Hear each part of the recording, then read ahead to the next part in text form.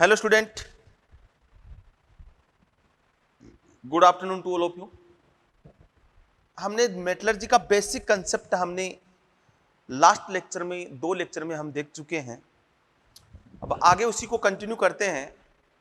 Metallurgy के लिए मैंने 4 स्टेप आपको बताए थे, वो 4 स्टेप आपको पता होना चाहिए।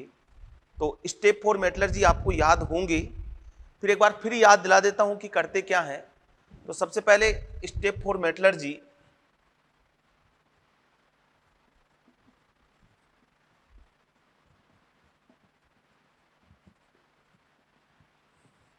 फर्स्ट पाउडर्ड फॉर्म में लेके आना है, मतलब crushing first step. Second step में क्या करना है, कंसंट्रेशन ऑफ ओर, मतलब अयस्क का सांद्रण। और अयस्क का सांद्रण के लिए कौन सी विधि बताई थी, गुरुत्वाकर्षण विधि।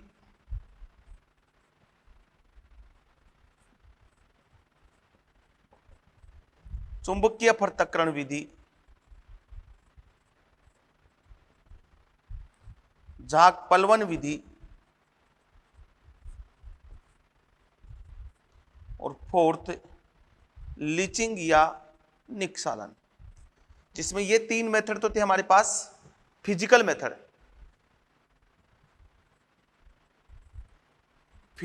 मेथड, और ये लास्ट वाला था हमारे पास केमिकल मेथड। ध्यान आ गया। अयस्क का सांद्रण में क्या करते हैं, अयस्क में जो अशुद्धियां, गेंग या मैट्रिक्स, धूल, मिट्टी, कंकड़, पत्थर उपस्थित है, उनको क्या करते हैं, रिमूव करते हैं। थर्ड में क्या करते हैं अपन, सांद्रित अयस्क का ऑक्साइड में कन्वर्जन करते हैं, मतलब सांद्रित अयस्क से अशुद्ध धातु प्राप्त करना, अशुद्ध धातु प्राप्त करना। वापस रिपीट करने का मतलब है कि आपको याद हो जाए। और यहां से 2 स्टेप थी। फर्स्ट, सांद्रित अयस्क को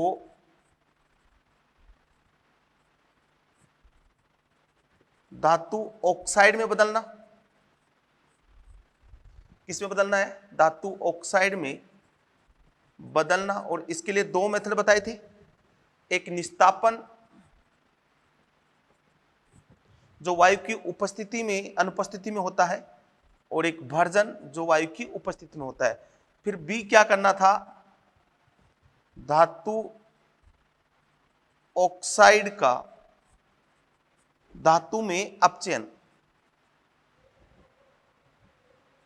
धातु में अपचयन। इसके लिए हमने क्या मेथड लिए थे, प्रगलन, इलेक्ट्रोलाइटिक रिडक्शन,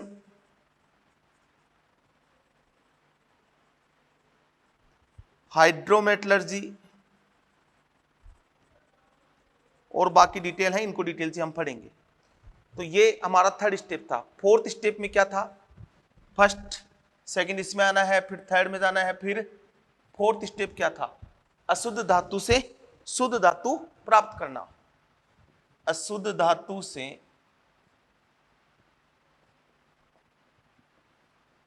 शुद्ध धातु प्राप्त करना, refining of metal, crude metal, impure metal जो मिला है उसको शुद्ध करना है। इसके लिए हमने क्या बोला था, द्रवीकरण, आसवन, दंड विलोडन, इलेक्ट्रोलाइटिक रिफाइनिंग, जो सबसे ज्यादा काम में आता है, फिर वेपर फेज रिफाइनिंग,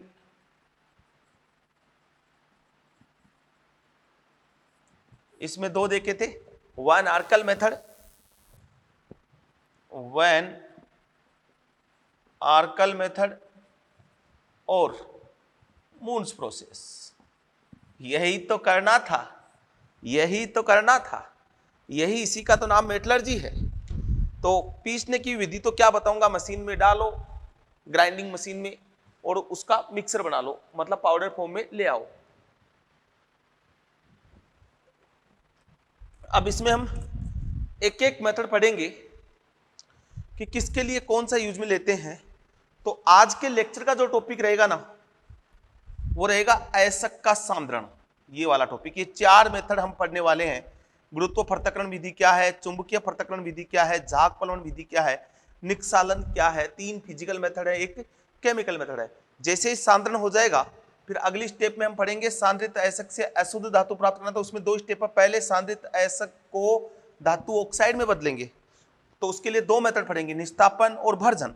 जैसे ऑक्साइड में कन्वर्ट हो जाएगा, उसको हम धातु में क्या करेंगे, अपचयित करेंगे। अपचयन के लिए डिफरेंट मेथड यूज में लेते हैं, गर्म करके भी अपचयित कर सकते हैं। उसके लिए बहुत डिटेल से हम बात करेंगे, एलिंगम डायग्राम वगैरह सब आएंगे इसमें। तो उसके लिए 3 मेथड है मेनली, तीनों को डिटेल से पढ़ेंगे, किसके लिए कौन सा मेथड यूज में लेते हैं, किस धातु ऑक्साइड के लिए कौन सा मेथड यूज में लेते हैं। ठीक है।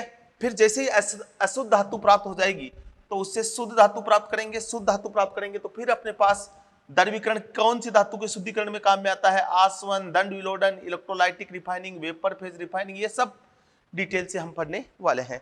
तो मैं आज के लेक्चर में जो स्टार्ट करने वाला हूं, वो स्टार्ट करने वाला हूं अयस्क का सांद्रण और कंसंट्रेशन ऑफ ओर, और उसमें भी सबसे पहला गुरुत्व पृथक्करण विधि। ओके, क्लियर, समझ में आ गया। वापस से मैंने रिपीट कर दिया है। अब स्टार्ट करते हैं वापस से। बेटाऊं याद होनी चाहिए मेटलर्जी 7 की 7।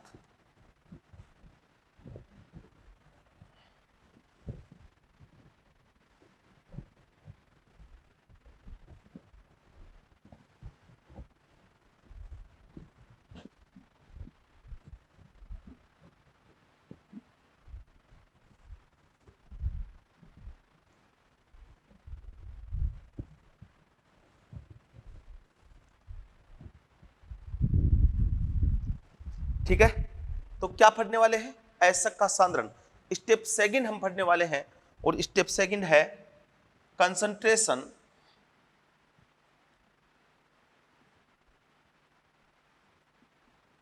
Of ore. हिंदी में इसी स्टेप को बोलते हैं अयस्क का सांद्रण।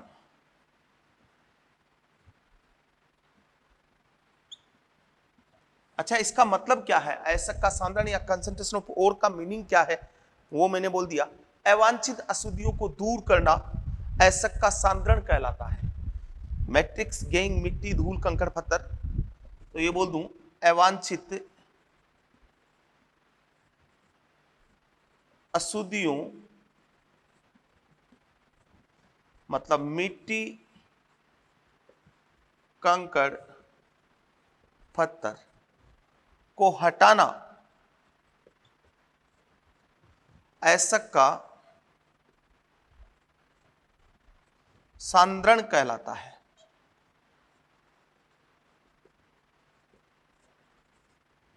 अवांछित अशुद्धियों, मिट्टी, कंकड़, पत्थर को हटाना अयस्क का सांद्रण कहलाता है। और इसी का दूसरा नाम मैंने बोला था बेनिफिकेशन ऑफ ओर। ये अदर नाम ध्यान रखोगे भैया, और थोड़ी बहुत इंग्लिश टर्मिनोलॉजी आनी चाहिए। बेनिफिकेशन ऑफ ओर, या फिर मैंने बोला ड्रेसिंग ऑफ ओर।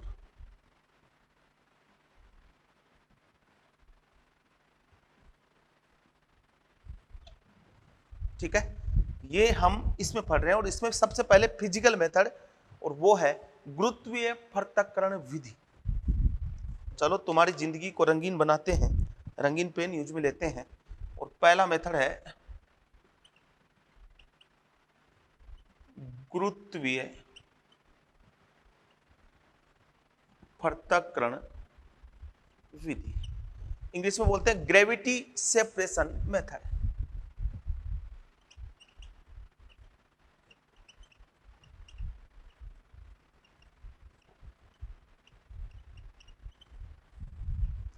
अब ये किनके लिए यूज में ली जाती है, ये अयस्क के कण और अशुद्धियों के कण, 2 तरह का अशुद्धियों के कण हो गए, मिट्टी, कंकड़, पत्थर, उनके विशिष्ट गुरुत्व के अंतर पर आधारित है। तो फिजिकल मेथड है, पहला पॉइंट है इसका, पहला पॉइंट है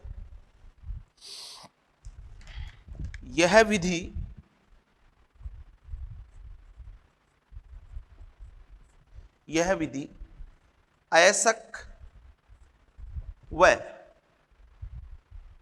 गेंग, गेंग किसको बोलते हैं? अशुद्धियों को बोलते हैं, अवांछित अशुद्धियां, या इसी को हमने बोला है गेंग, बार पहले बात कर चुका हूं। गेंग या अशुद्धियों के कणों के विशिष्ट गुरुत्व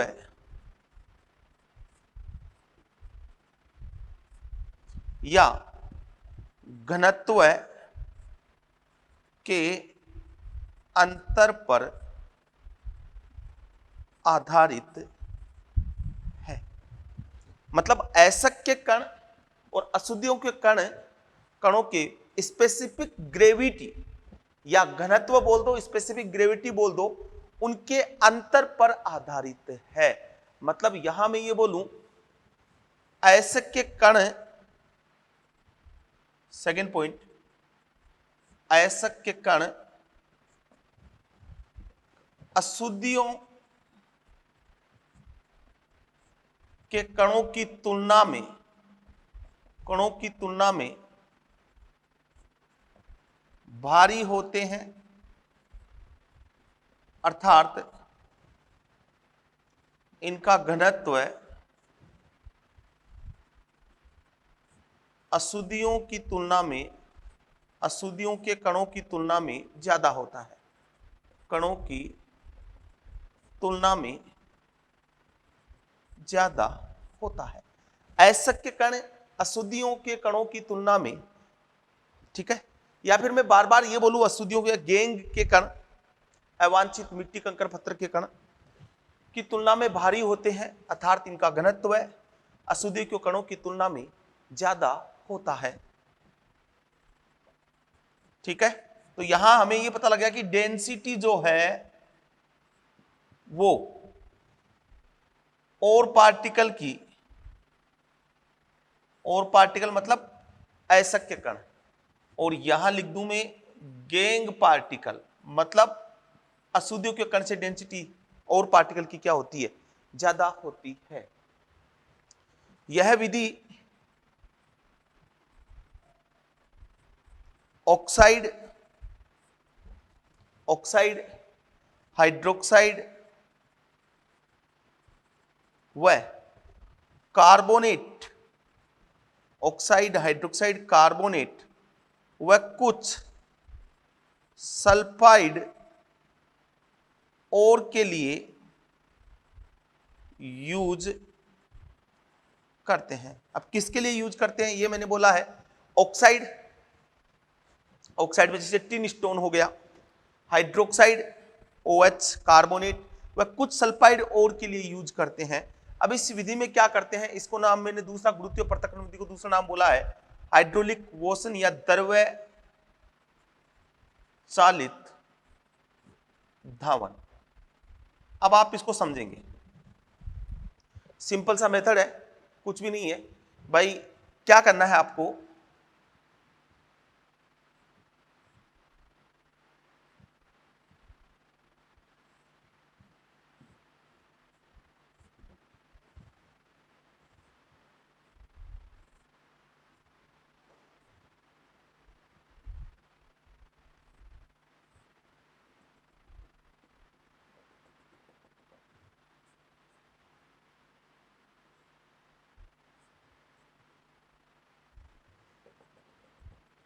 देखना समझना।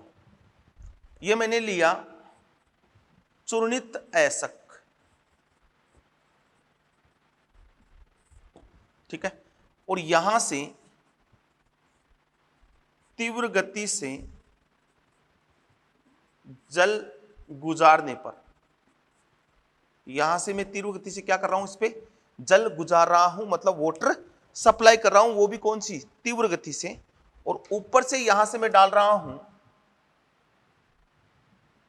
चूर्णित अयस्क। ठीक है, अब जब वाटर तीव्र गति से जाएगा तो जो भारी कण है वो पेंदे में आ जाएंगे। तो यहां ये अयस्क के कण जो क्या है, भारी, ये नीचे आ गए, और ऊपर यहां पे ये है लाइट पार्टिकल, मतलब हल्के कण। किसके हैं? अशुद्धियों के।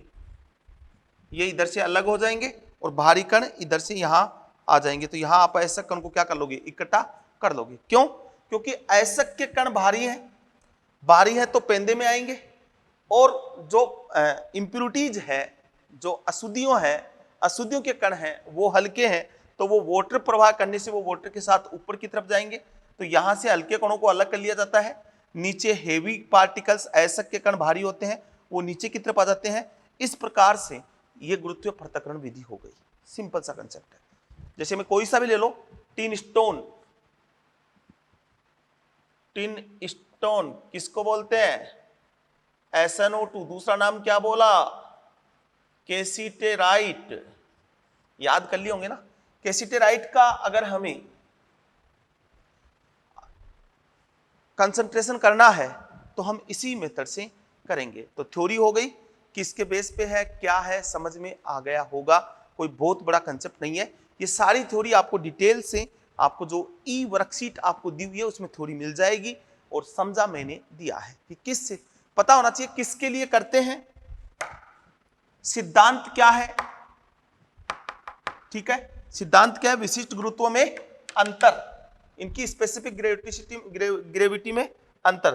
अयस्क के जो मेटल हैं, अयस्क जो धातु कण है, वो धूल पार्टिकल, मिट्टी, कंकड़, पत्थर के कणों से भारी होते हैं, इसलिए वो पेंदे में रह जाएंगे। अशुद्धियां पानी के साथ ऊपर चली जाएगी, उनको अलग कर लेंगे। This is called gravity separation, hydraulic washing या द्रव चालित धावन या गुरुत्व पृथक्करण विधि। फर्स्ट मेथड समझ में आ गया होगा। चलें नेक्स्ट, मिटाऊं, स्क्रीनशॉट ले ले भैया। चलो,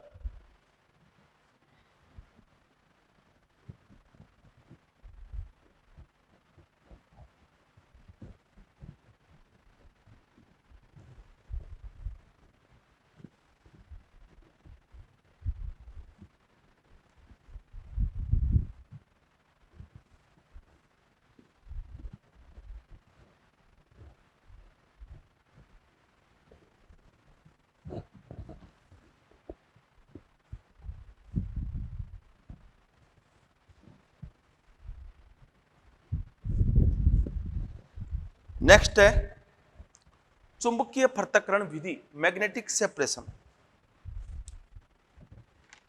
सेकंड,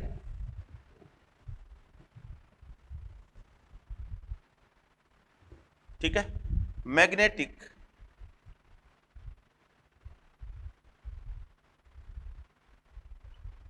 सेपरेशन मेथड, या हम हिंदी में बोलेंगे चुंबकीय पृथक्करण विधि।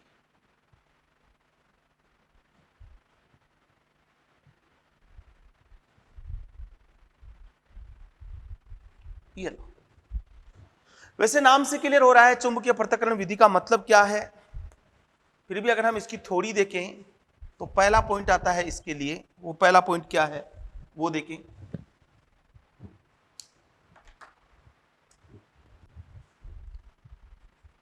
चुंबकीय अयस्क कणों को अचुंबकीय अशुद्धियों से,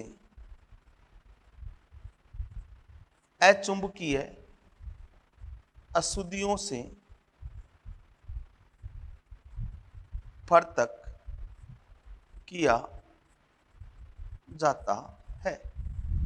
चुंबकीय अयस्क कणों को अचुंबकीय अशुद्धियों से क्या किया जाता है? पृथक किया जाता है। अगर उस और पार्टिकल में अयस्क कणों में अचुंबकीय अशुद्धियां उपस्थित है तो उसको अलग किया जाता है। तो यहां लिख दूं, अयस्क के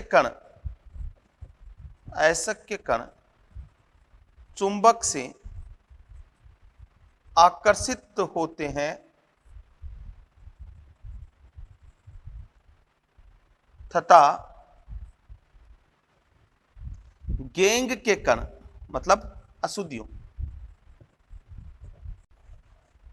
चुंबक से आकर्षित नहीं होते।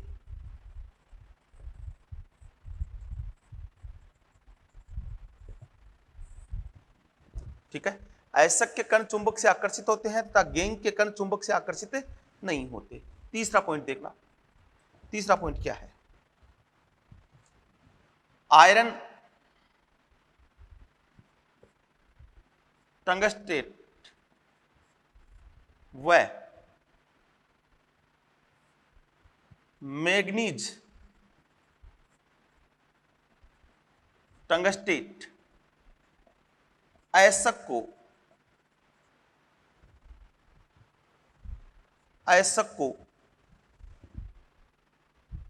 का सांद्रण इस विधि से किया जाता है। अब मैंने बोला आयरन टंगस्टेट, आयरन टंगस्टेट का मतलब है FeWO4, this is iron tungstate. Manganese tungstate का मतलब है MnWO4। तो यहां ये कंपाउंड है क्या, Fe+2OWO4-2, ठीक है, ये MnWO4-2 तो यहां जो ये धातु है, ये मैग्नीज हो गया, ये आयरन हो गया, ये इसके पास अनपेयर्ड इलेक्ट्रॉन है, तो ये क्या हो गया, Fe+2 क्या हो गया, चुंबक की तरफ आकर्षित होगा, इसका मतलब क्या हो गया, ये अनुचुंबकीय हो गया क्या, और Mn+2 के भी पास 5 अनपेयर्ड इलेक्ट्रॉन है, तो ये भी क्या हो गया, अनुचुंबकीय। और अनुचुंबकीय का मतलब होता है जो चुंबक की तरफ क्या होते हैं, आकर्षित होते हैं।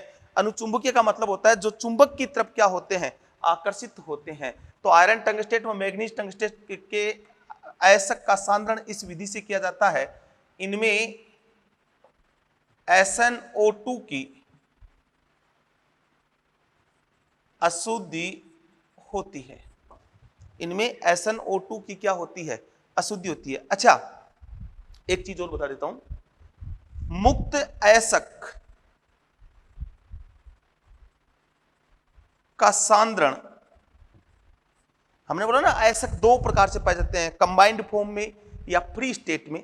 मुक्त अयस्क का सांद्रण भी गुरुत्व पृथक्करण विधि से किया जाता है। मुक्त अयस्क का सांद्रण भी गुरुत्व पृथक्करण विधि से किया जाता है। ये समझ में आ गई बात, क्योंकि उसमें केवल मिट्टी कंकर पत्थर है, तो वो मिट्टी कंकर पत्थर अलग हो जाएंगे जो अभी पड़ा है पीछे, तो वो दिमाग में आ गया। मैंने बोला इनमें SnO2 की अशुद्धि होती है। अब SnO2 देखो, Sn किस में है, +4 में, तो इसका मतलब ये क्या हो गया, प्रति चुंबकीय, प्रति चुंबकीय हो गया, और प्रति चुंबकीय हो गया तो चुंबक की तरफ क्या नहीं होगा, आकर्षित नहीं होगा। तो आयरन टंगस्टेट मैग्नीज टंगस्टेट में अशुद्धि होती है SnO2 की, तो SnO2 की अशुद्धि को दूर किस मेथड से करेंगे, चुंबकीय पृथक्करण विधि से हम क्या करेंगे, दूर करेंगे। और आयरन की मेटलर्जी में हेमेटाइट मैग्नेटाइट, हेमेटाइट व मैग्नेटाइट का, हेमेटाइट व मैग्नेटाइट का सांद्रण भी इसी सामान्यतः, सांद्रण भी सामान्यतया इसी विधि से करते हैं, ठीक है। हेमेटाइट और मैग्नेटाइट, हेमेटाइट पता है ना Fe3O4, मैग्नेटाइट Fe2O3, मेन और ये होता है, इसका भी इसी से करते हैं। Fe3O4 का उससे भी कर सकते हैं, गुरुत्व अयस्क मुक्त उसे गुरुत्व पृथक्करण विधि से भी कर सकते हैं। अब इस विधि में होता क्या है, समझ में आ गई बात। इस विधि में क्या होता है, एक रेदर बेल्ट होता है, लेदर बेल्ट होता है, चमड़े का बेल्ट होता है, जो दो पहियों पे घूमता है।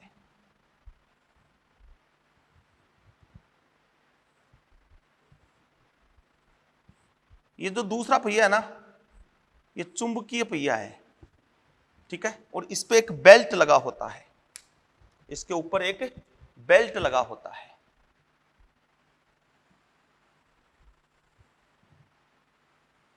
ये बेल्ट मूविंग बेल्ट है, ये रेगुलरली क्या होता है, घूमता रहता है। यहां से ये हमने डाला चूर्णित अयस्क, क्या डाला, चूर्णित अयस्क। और ये रेदर बेल्ट है जो रेगुलरली इन दो पहियों पे क्या हो रहा है, घूम रहा है। ये है चुंबकीय पहिया, व्हील। तो यहां जैसे ये आएगा, यहां से ये इस बेल्ट पे घूमता रहेगा और यहां आएगा तो यहां दो ढेरी बन जाएगी। इस चुंबक के पास जो गिरेगा, यहां जो गिरेगा, और एक गिरेगा इस चुंबक से दूर, एक चुंबक के पास गिरेगा तो एक ढेरी तो यहां आ जाएगी, एक ढेरी यहां आ जाएगी। एक तो चुंबक के पास गिर रहा है, एक चुंबक से दूर गिर रहा है। चुंबक के पास जो गिर रहा है ये तो है अयस्क के कण या धातु कण। क्यों? क्योंकि धातु के कण क्या होते हैं, अयस्क के कण या धातु के कण चुंबक से क्या होते हैं, आकर्षित होते हैं। तो ये तो इसके पास गिरेंगे। और ये वाली जो है ना, ये है अशुद्धियों के कण जो चुंबक से क्या नहीं हो रहे थे, आकर्षित नहीं हो रहे थे। इस प्रकार से हम ये मैग्नेटिक सेपरेशन करते हैं। समझ में आ गई? सिंपल सा मेथड है, क्लियर, समझ में आ गया होगा। चुनित अयस्क को डालेंगे, जो आकर्षित होंगे वो चुंबक के पास गिरेंगे, जो आकर्षित नहीं होंगे वो चुंबक से दूर गिरेंगे। दो ढेरियां बन गई, अलग कर दो, कंसंट्रेशन हो गया। ठीक है, ये सेकंड मेथड था, वो था मैग्नेटिक सेपरेशन मेथड या चुंबकीय पृथक्करण विधि। नेक्स्ट है झाग पलवन विधि। That's a very very important, line से क्वेश्चन बनते हैं, उसको हम डिटेल से पढ़ेंगे। मिटाऊं? चलो,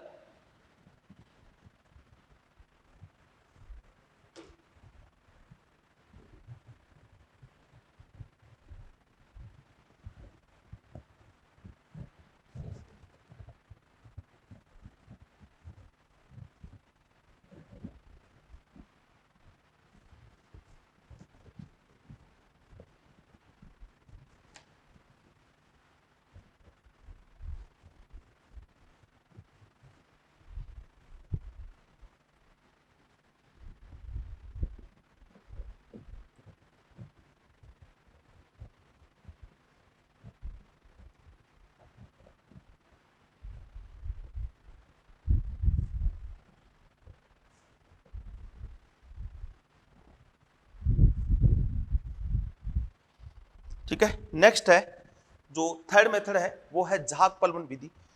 इंपॉर्टेंट है, एक एक चीज इसकी याद होनी चाहिए, एक एक चीज समझ में आनी चाहिए। तो नेक्स्ट स्टार्ट कर रहा हूं मैं। Froth, flotation,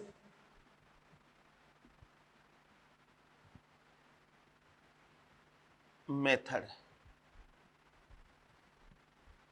froth flotation method, झाग पलवन विधि। इंपॉर्टेंट है भैया।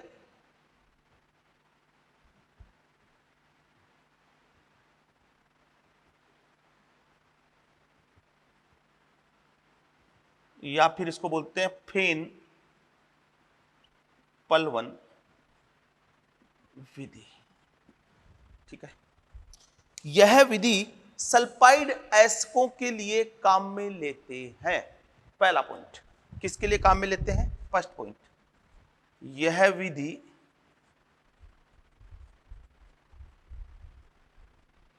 सल्फाइड अयस्कों के लिए काम में लेते हैं।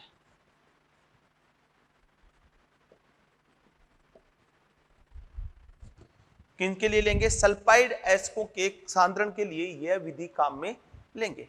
जैसे पीबीएस, गैलेना, ठीक है, एचजीएस, सिनबार, सबके नाम बताए हुए हैं। CuFeS2, कॉपर पायरिटीज का सांद्रण इसी विधि से किया जाता है। PBS, HGS, CU, APST, PBS galena हो गया, एचजीएस इनबार हो गया, सीयू एपीएसटी कॉपर पायरेट्स का सांद्रण इसी विधि से किया जाता है। पहला पॉइंट, पहले पॉइंट समझे, केक को 2 बार रिपीट कराऊंगा, ये मेथड यही याद करवा दूंगा। दूसरा पॉइंट, Ag2S व Au2S का सांद्रण निक्सालन से किया जाता है, यह ध्यान रखना। या जेडएनएस भी ले सकते हो आप, जिंक सल्फाइड, जेडएनएस। ये 2 पॉइंट ऐसे हैं कि ये सल्फाइड और हैं, सल्फाइड एसक है, तो मैंने लिखा यह विधि सल्फाइड एसक के लिए काम में लेते हैं। जैसे जेडएनएस है, पीबीएस है, एचजीएस है, CuApS2 है, इनका सांद्रण इसी विधि से किया जाता है। बट ये Ag2S और Au2S का सांद्रण जो है वो हम इस विधि से नहीं करेंगे, निक्सालन विधि से करेंगे। तो ये ध्यान रखेंगे, ये दोनों सल्फाइड और हैं, Ag2S और Au2S, पर इनका सांद्रण निक्सालन से किया जाता है। और निक्सालन जो है वो केमिकल मेथड है, और वो मेथड कैसा है उसके बारे में हम आगे बात करेंगे, इसलिए उसकी बात यहां नहीं कर रहे। थर्ड जो इसका पॉइंट है कि ये झाग-पलवन विधि है, इसका बेसिकली सिद्धांत क्या है उसके बारे में हम बात करेंगे। ठीक है, अयस्क कण सिद्धांत, अयस्क कण तेल से भीगते हैं तथा अशुद्धियों के कण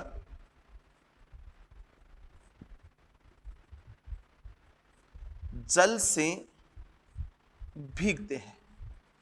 यह इसका सिद्धांत है कि किस सिद्धांत पर आधारित है। अयस्क के कण तेल से भीगते हैं तथा अशुद्धियों के कण जल से भीगते हैं। यह इसका सिद्धांत है, जिस सिद्धांत पर यह झाग-पलवन विधि काम करती है। तो अयस्क के कण तेल से भीगेंगे तो वो झाग के साथ ऊपर की तरफ चले जाएंगे, और जो अशुद्धियां है वो जल से भीगेगी तो वो बॉटम मतलब पेंदे में बैठ जाएगी। अब पहले सिद्धांत को समझते हैं, फिर इसमें क्वेश्चन क्या क्या बनते हैं वो देखें, समझे आप इसको।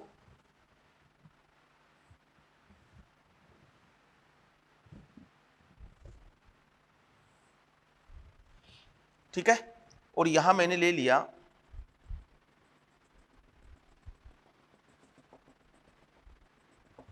इसमें मैंने क्या क्या डाला है,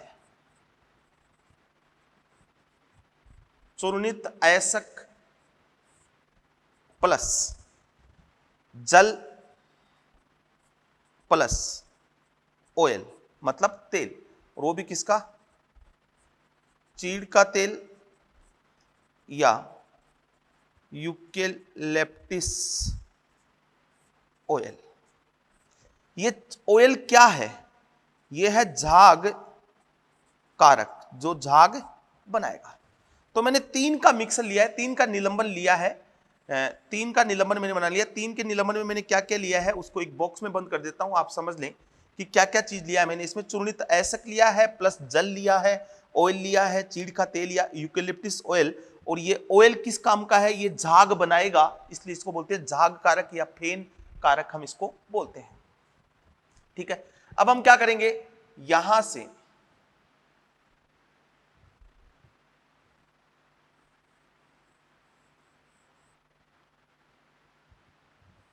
से एयर वायु सप्लाई करेंगे। ठीक है, ये फैन लगा हुआ है, ये एयर सप्लाई हम कर रहे हैं, और ये फैन लगा हुआ है, पंखा टाइप का लगा हुआ है। तो एयर सप्लाई करूंगा तो ये घूमेगा, एग्नेटेड होगा, इसको तीव्र गति से हिलाया जाता है। वायु सप्लाई करेंगे तो इसको हम तीव्र गति से क्या करेंगे, हिलाएंगे।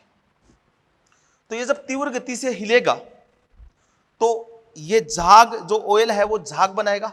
अब उन ऑयल के साथ कौन से कण भीगेंगे, अयस्क के कण तेल से भीगते हैं, तो यहां पे झाग आ जाएंगे, ये लो।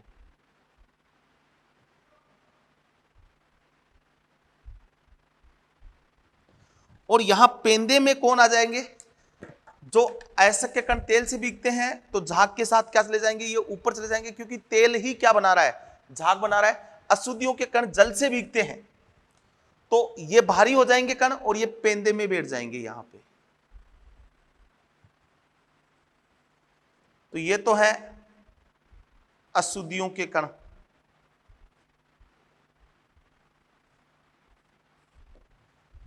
और ये है झाग प्लस अयस्क के कण। इसमें क्या है, झाग है, फेन और अयस्क के कण है।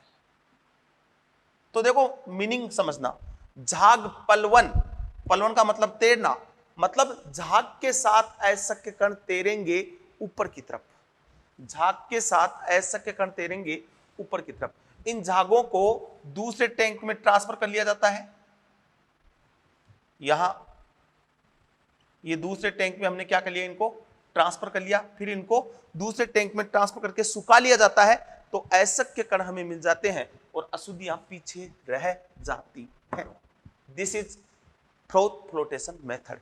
सबसे पहले वापस से सुन लें कि प्रिंसिपल क्या है, अयस्क कण तेल से भीगते हैं और तेल क्या करता है, झाग बनाएगा, तो झाग के साथ अयस्क के कण ऊपरी सतह पे तैरेंगे, ऊपरी सतह पे चले जाएंगे, झाग पलवन करेंगे, उसमें अयस्क के कण है, इन झागों को दूसरे टैंक में ट्रांसफर कर लिया जाता है। सूर्य के प्रकाश से, सनलाइट के द्वारा इनको हम क्या कर लेते हैं, ड्राई कर लेते हैं, सुखा लेते हैं, जिसके कारण झाग खत्म हो जाएंगे, अयस्क के कण हमें मिल जाएंगे, अशुद्धियां नीचे बॉटम में रह जाती है। ये सिंपल मेथड है, बट इसमें और बहुत सारे फैक्टर मिलाए जाते हैं और कुछ भी मिलाया जाता है, और वो कौन सी चीजें मिलाई जाती है उनके बारे में मैं बात कर रहा हूं।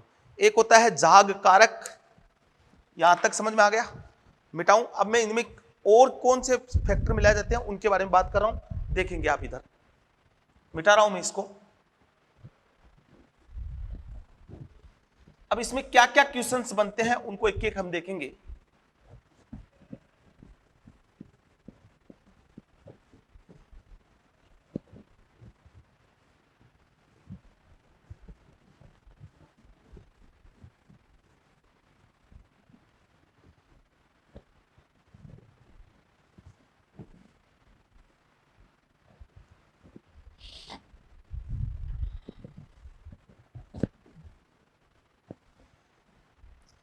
इसमें क्वेश्चन पहले बनता है, सबसे पहले पूछा जाता है कि झाग पलवन विधि में झाग कारक कौन कौन है।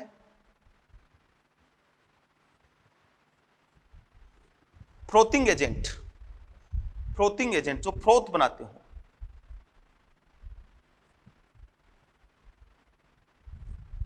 और वो झाग कारक है आपके पास चीड़ का तेल या यूकेलिप्टिस, यूकेलिप्टिस तेल, ये है झाग कारक जो झाग बनाते हैं। दूसरा बनता है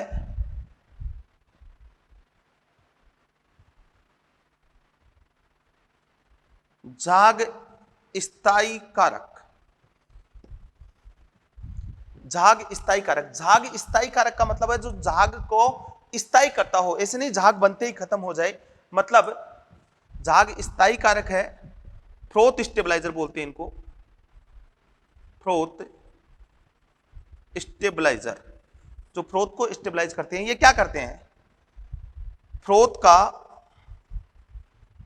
लाइफ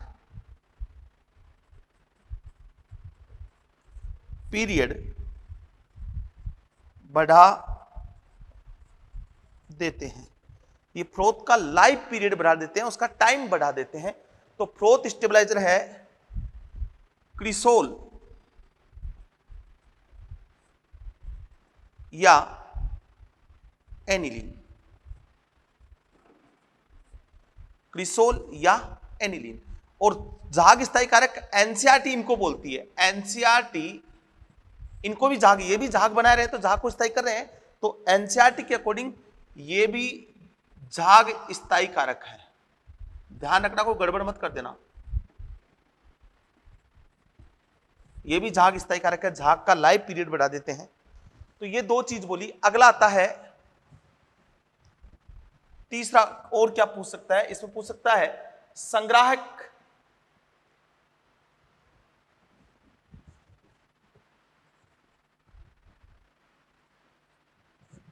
संग्राहक या पलवन कारक,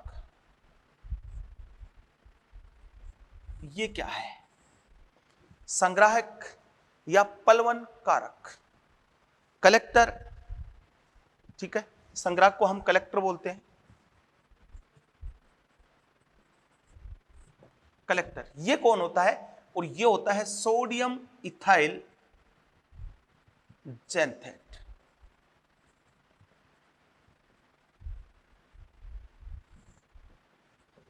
ये करता क्या है? ये अयस्क के कणों को, अयस्क के कणों को जल से भीगने से बचाता है, वह अयस्क के कणों को झाग के साथ भेज देता है।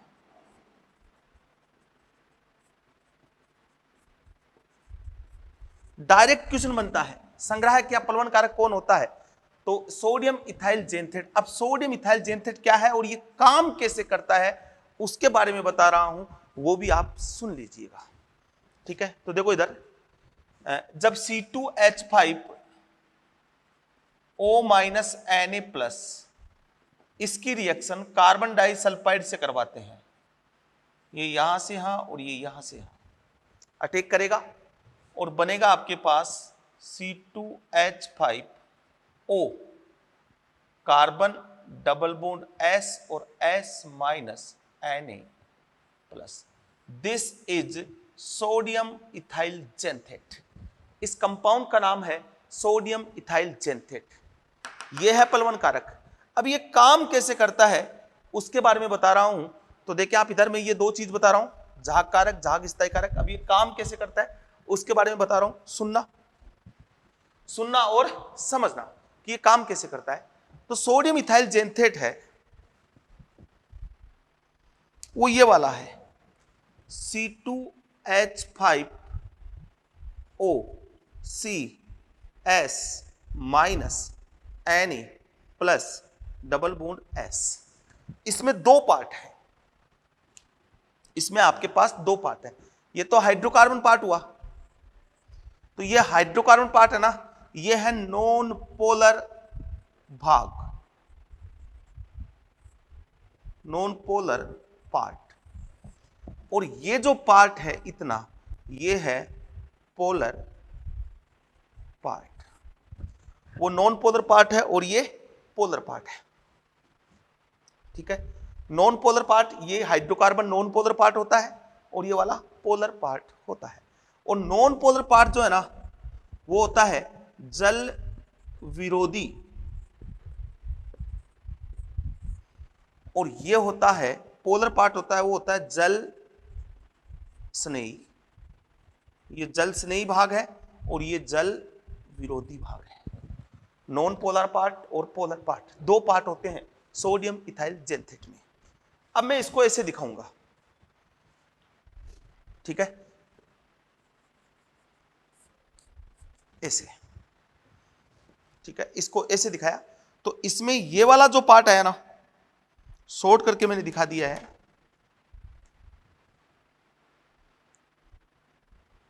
इस वाले पार्ट को तो हम मान लेते हैं नॉन पोलर और इसको मान लेते हैं पोलर। इसी को मैंने ऐसे दिखा दिया। अब जो और पार्टिकल है ये वाला अयस्क का कण, ठीक है, या ऐसे दिखा देता हूं, ये वाला अयस्क कण और ये अयस्क का कण कैसा है?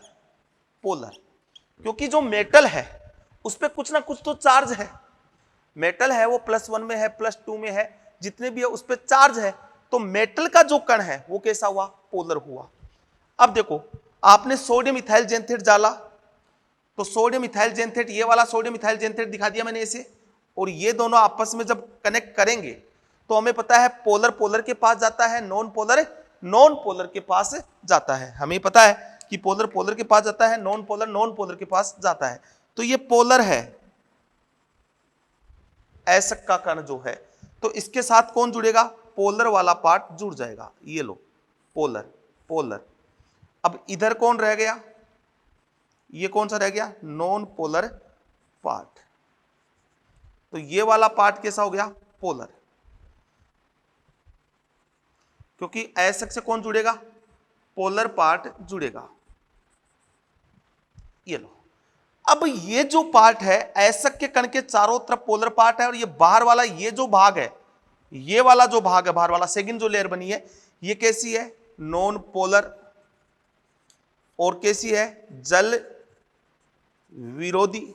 तो इस अयस्क के कण को सोडियम इथाइल जेंथेट ने इस प्रकार से घेर लिया कि इसके बाहर वाला ये जो पार्ट था पूरा, ये नॉन पोलर पार्ट है, जल इसके पास नहीं आएगा, अयस्क के कण को जल से नहीं भीगने देगा सोडियम इथाइल जेंथेट। क्यों, क्योंकि ये इसके चारों तरफ लग गया, तो इधर नॉन पोलर पार्ट बचा, पीछे टेल वाला पार्ट, पीछे वाला पार्ट, तो नॉन पोलर पार्ट कैसा हो गया, जल विरोधी, और जल विरोधी हो गया तो मैंने क्या लिखा, अयस्क के कणों को जल से भीगने से बचाता है। और अब ये किससे भीगेगा, केवल तेल से भीगेगा, और तेल से भीगेगा तो कहां जाएगा, झाग के साथ, वह अयस्क के कणों को झाग के साथ भेज देता है। इसको हम बोलते हैं संग्राहक या प्लवन कारक या कलेक्टर। क्लियर, समझ में आ गया। ये तीसरा हो गया, मिटाऊं, ये तीसरा फैक्टर हो गया, मिटा रहा हूं भैया।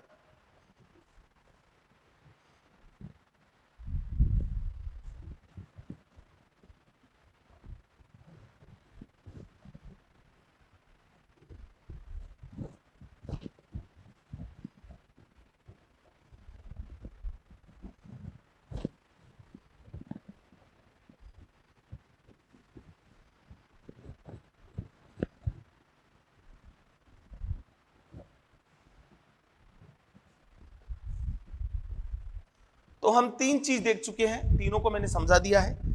एक हमने देखा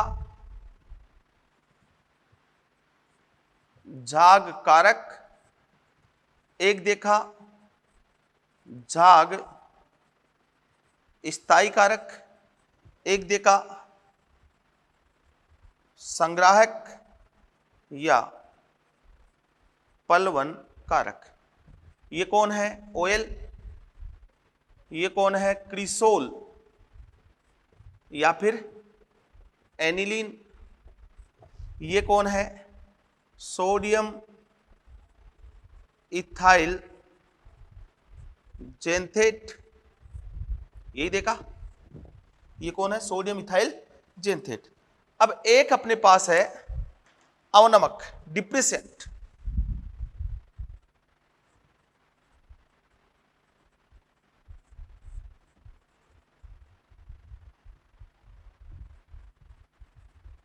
डिप्रेसेंट, ठीक है, और एक है अपने पास एक्टिवेटर,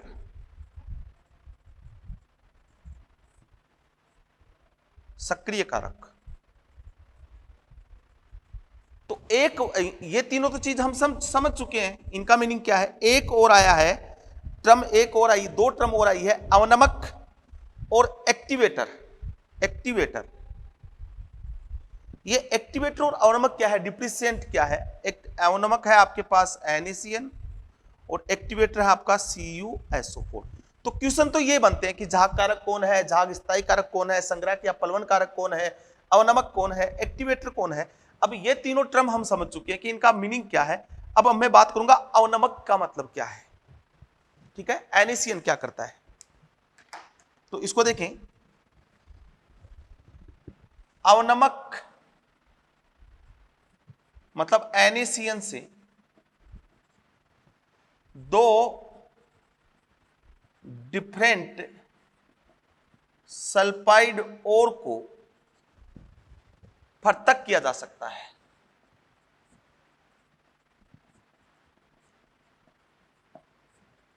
ये लो, अवनमक या NaCN से दो डिफरेंट सल्फाइड ओर को पृथक किया जा सकता है। एग्जाम्पल देखें, मान लो PbS व ZnS दोनों उपस्थित है, PbS व ZnS दोनों उपस्थित है, तो अवनमक NaCN से इनको पृथक किया जाता है। पीबीएस व जेडएनएस दोनों उपस्थित अवनमक NaCN से इनको क्या किया जाता है, पृथक किया जाता है, क्योंकि दोनों झाग के साथ आ जाएंगे, फिर आगे अलग मेथड अपनाना पड़ेगा। तो अब क्या करते हैं, जैसे पीबीएस है प्लस जेडएनएस है, आपने जब झाग पलवन विधि कर रहे थे तो उसमें NaCN और मिला दिया, NaCN आपने और मिला दिया, तो पीबीएस तो रहता है अनरिएक्टिव, ये तो रिएक्ट करता नहीं है, और जेडएनएस होता है वो होता है रिएक्टिव। तो NaCN और जेडएनएस आपस में क्या करेंगे, रिएक्ट करेंगे। NaCN पीबीएस आपस में रिएक्शन नहीं करते हैं, तो जैसे रिएक्शन होगी बनेगा Na2ZnCN4 सोल्यूबल कॉम्प्लेक्स,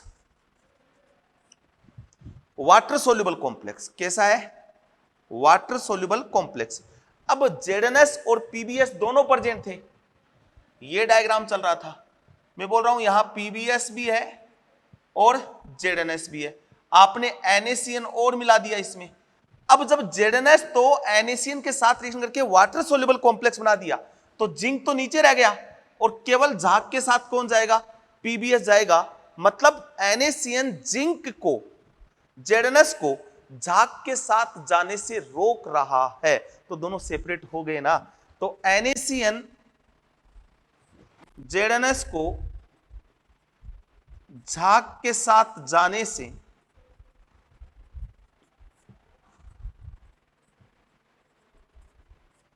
रोक देता है, NaCN जेडएनएस को झाग के साथ जाने से क्या कर देता है, रोक देता है। मतलब NaCN ने क्या किया, जिंक को सोल्यूबल कॉम्प्लेक्स में कन्वर्ट कर दिया, तो केवल झाग के साथ कौन गया, ऊपर कौन गया, केवल यहां कौन आया, केवल पीबीएस, नीचे कौन रह गया, जेडएनएस। पीबीएस को क्या कर लेंगे, सेपरेट कर लेंगे। अब हमें जेडएनएस वापस भी तो लेना है ना, ऐसा थोड़ी अब पीबीएस को अलग कर लिया, अब जिंक सल्फाइड को हमें निकालना है, तो ये तो हो गया। अब क्या करेगा, तीसरा मैंने बोला एक्टिवेटर, और ये बोला CuSO4। जिंक के साइनो कॉम्प्लेक्स को, जिंक के साइनो कॉम्प्लेक्स को वापिस रिकन्वर्ट कर देता है जेडएनएस में। तो पहले NaCN डाला तो पीबीएस अलग हो गया, अब हम उसमें डालेंगे CuSO4। तो मैंने क्या बोला, एक्टिवेटर CuSO4 क्या है, जिंक के साइनो कॉम्प्लेक्स को वापिस रिकन्वर्ट कर देता है जेडएनएस में, ठीक है। मतलब Na2ZnCN4 जो है इसके साथ CuSO4 रिएक्ट करेगा ना, तो वापस से क्या बना देगा, जेडएनएस बना देगा, और फिर जेडएनएस को हम क्या ले आएंगे, ऊपर ले आएंगे, क्योंकि पीबीएस को तो पहले अलग कर चुके हैं, अब जेडएनएस क्या आ जाएगा, ऊपर आ जाएगा। तो इस प्रकार से ये हुआ एक्टिवेटर। क्लियर आ गया, झाग कारक कौन, झाग स्थायी कारक कौन, अवनमक कौन, NaCN क्या करता है, पीबीएस और जेडएनएस को क्या करता है, सेपरेट करता है। एक्टिवेटर मतलब जिंक को वापस से एक्टिवेट करता है झाग के साथ जाने के लिए, इसलिए बोला है एक्टिवेटर। तो ये तीन मेथड थे, ग्रेविटी सेपरेशन, मैग्नेटिक सेपरेशन और ये फ्रोथ फ्लोटेशन, जो तीनों मेथड फिजिकल मेथड थे। कंसंट्रेशन ऑफ ओर हमने किया है। हमारा स्टेप चल रहा था अयस्क का सांद्रण, ये वाला स्टेप हम पढ़ रहे थे कि उसका कंसंट्रेशन कैसे किया जाता है। तो इसमें हमने मेथड देखे थे, ग्रेविटी सेपरेशन, मैग्नेटिक सेपरेशन और मोस्ट इंपोर्टेंट देखा था फ्रोथ फ्लोटेशन। ये तीन मेथड अयस्क का कंसंट्रेशन कैसे करते हैं, सांद्रण कैसे करते हैं, अशुद्धियों को कैसे दूर करते हैं, ये तीन मेथड हम देख चुके थे। और तीनों मेथड थे हमारे पास फिजिकल मेथड। फोर्थ एक मेथड था हमारे पास लीचिंग, जिसको मैंने बोला निक्सालन, और ये मेथड था केमिकल मेथड। तो आज हमें लीचिंग के बारे में बात करनी है कि लीचिंग क्या है, केमिकल मेथड क्या है, इसके बारे में बात करनी है। ये 3 मेथड हम ऑलरेडी पहले पढ़ चुके हैं। क्लियर, समझ में आ गया? वही स्टेप है हमारी मेटलर्जी के लिए, जो स्टेप हम यूज में लेते हैं उन्हीं स्टेप के थ्रू हम जाएंगे। ठीक है, तो देखिए स्टार्ट करूंगा मैं लीचिंग से। Concentration of ore by leaching किसके लिए यूज में लेते हैं, ये केमिकल मेथड है और ये क्या प्रोसेस है इसके बारे में बात करते हैं।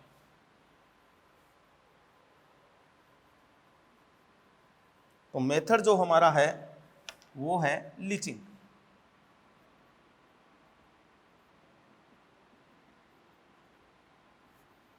या फिर बोला निक्सालन। सबसे पहला point, used for AG aluminium व गोल्ड के अयस्क का सांद्रण लीचिंग से किया जाता है।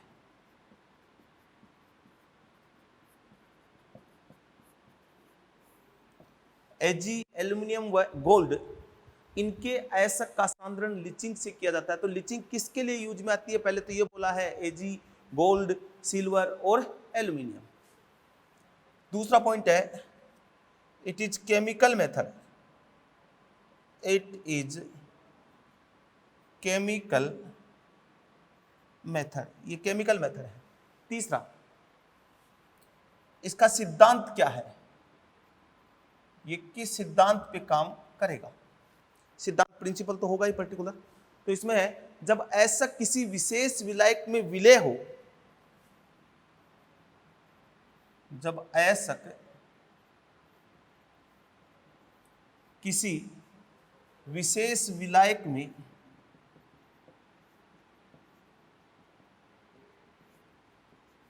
विलय हो तथा अशुद्धियां, जो आप एक पर्टिकुलर सॉल्वेंट लोगे उस सॉल्वेंट में जो और है या अयस्क है वो तो सोल्यूबल होगा, बट अशुद्धियां तथा अशुद्धियां अविलय हो।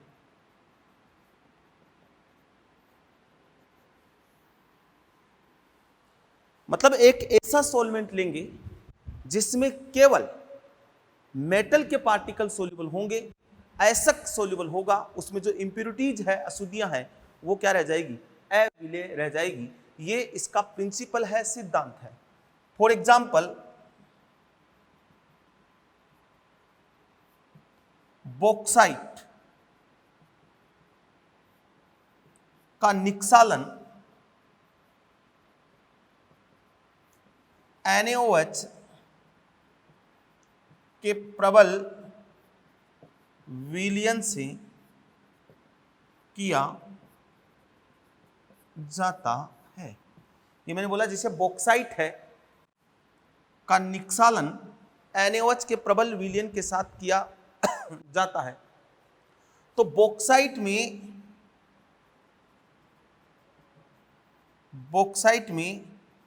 SiO2, TiO2 एंड Fe2O3 की अशुद्धियां होती है।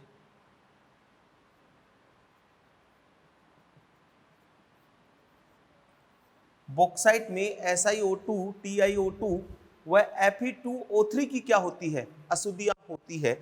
इन इंप्योरिटीज के आधार पर बॉक्साइट को हम दो पार्टों में बांट देते हैं, रेड बॉक्साइट, व्हाइट बॉक्साइट, उसके बारे में भी बात करूंगा।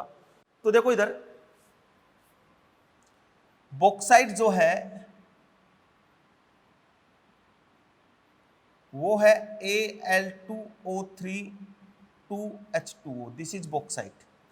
इसमें अशुद्धियां है SiO2, TiO2 और Fe2O3, ये क्या है, अशुद्धियां हैं, समझना। और इसको मैं NaOH के प्रबल विलयन के साथ इसको रिएक्ट कराऊंगा। तो देखो इधर Al2O3 जो है वो क्या है, एम्फोटेरिक उभयधर्मी ऑक्साइड। तो यहां जब ये उभयधर्मी ऑक्साइड है, उभयधर्मी NaOH के साथ रिएक्ट करता है, तो पहले बनाएगा सोल्यूबल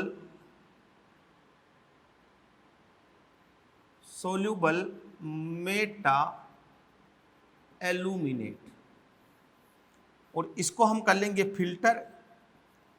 फिल्टर के बाद हमारे पास एक तरफ आ जाएगी रेजिड्यू, जो नहीं सोल्यूबल हुआ तो रेजिड्यू में कौन आ गया, इंप्योरिटीज आ गई। और फिल्टर में फिल्ट्रेट जो सोल्यूबल हुआ उसमें आया NaAlO2 सोडियम मेटा एल्यूमिनेट,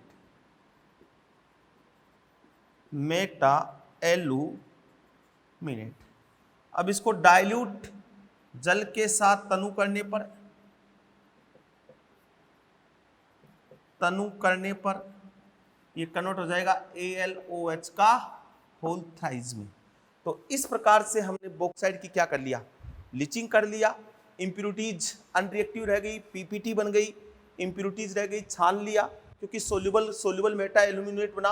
केवल NaOH में केवल Al2O3 सोल्यूबल होगा, ये तीनों ही इनसोल्यूबल होंगे, तो इनकी PPT आ गई। जो सोल्यूबल बना फिल्ट्रेट सोडियम मेटा एल्यूमिनेट, उसमें जल के साथ तनु करने पे एल्यूमिनियम हाइड्रोक्साइड बन गया। और इस प्रकार से हमने बॉक्साइड का क्या कर लिया, निक्षालन कर लिया। अब बॉक्साइड का निक्षालन करने के लिए अलग अलग प्रोसेस यूज में ली जाती है, और वहां प्रोसेस से क्वेश्चन आते हैं, वो कौन से हैं देखें, स्क्रीनशॉट ले लें।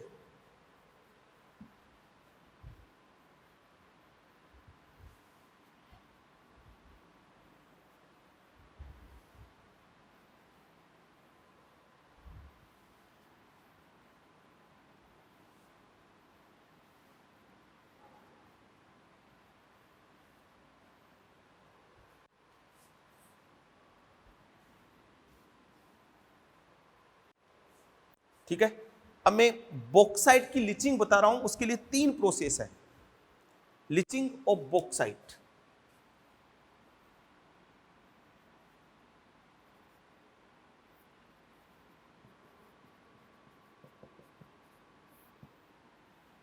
ठीक है, इसमें 3 प्रोसेस आपके पास, एक है बेयर प्रोसेस,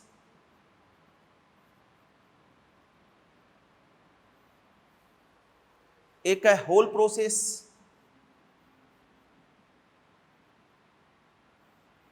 और एक है सरपेक प्रोसेस।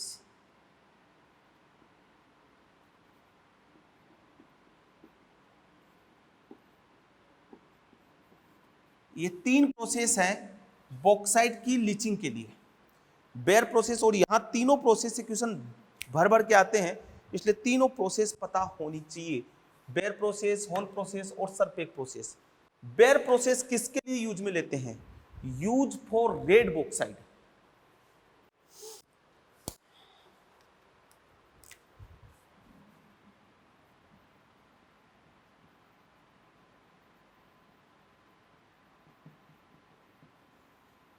ये रेड बॉक्साइट के लिए यूज लेते हैं। ये भी यूज्ड फॉर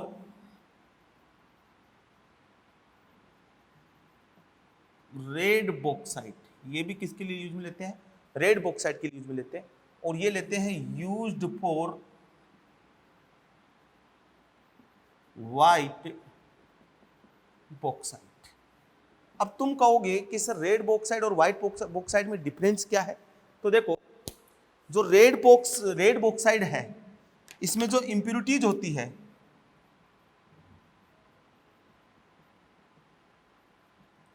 वो होती है आयरन की। किसकी इंप्योरिटीज, आयरन की। किस फॉर्म में, Fe2O3 फॉर्म में।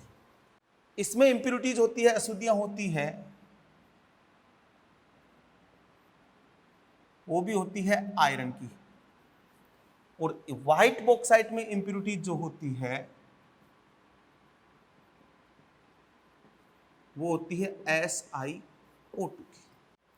अब इसके लिए सॉल्वेंट क्या यूज में लेंगे, सॉल्वेंट, इसके लिए सॉल्वेंट यूज में लेंगे NaOH, इसके लिए सॉल्वेंट यूज में लेंगे Na2CO3, और इसके लिए सॉल्वेंट यूज में लेंगे कार्बन प्लस नाइट्रोजन। ये सॉल्वेंट यूज में हमने लिया। अब आप देखो कि रेड बॉक्साइड जो है, अब रिएक्शन देखना भैया, Al2O3.2H2O और ये NaOH। ठीक है, ये लिया NaOH लिया। तो आप खुद देखें कि इसमें अशुद्धियां किसकी है, आयरन की। आयरन की किस फॉर्म में, Fe2O3 फॉर्म में। अब ये कैसा ऑक्साइड है, बेसिक ऑक्साइड।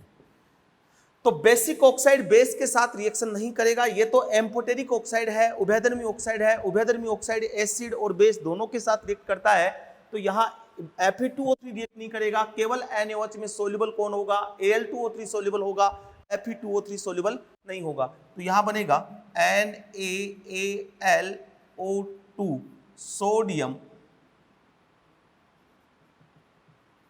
मेटा एल्यूमिनेट, ये सोडियम मेटा एल्यूमिनेट बनेगा। फिर मैं इसको जल के साथ तनु करने पर